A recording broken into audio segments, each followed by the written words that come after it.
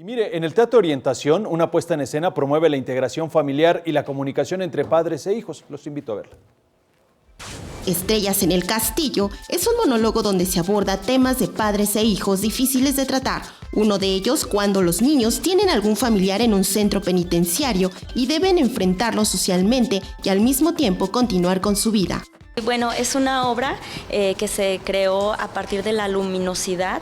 Queríamos tocar un tema que tiene que ver con las equivocaciones de los padres que muchas veces cometemos los adultos y cómo el perdón de los hijos puede salir adelante con todas las dificultades que se nos presentan en la familia, ¿no?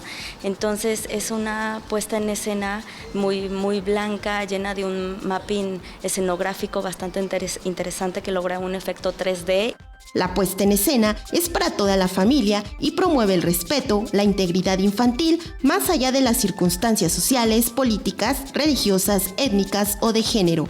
Estamos en temporada ahorita, ya nos quedan muy pocas semanas, así que los invitamos a que vengan a compartir la historia de Úrsula, que bueno, pues es una historia que les va a conmover, que les va a gustar, que se van a divertir, que la van a pasar bonito, y pues es una historia que inicia feliz y termina, pues vengan a conocer el final. Las Estrellas en el Castillo estará en corta temporada todos los sábados y domingos y conocerán todos los personajes de esta mágica historia. Hola amigos, yo soy Úrsula y quiero invitarlos al Teatro Orientación a que vengan a conocer mi historia, Las Estrellas en el Castillo. Vamos a estar aquí por poco tiempo, así que no se la pierdan, aquí en el Centro Cultural del Bosque, 12:30. No faltes.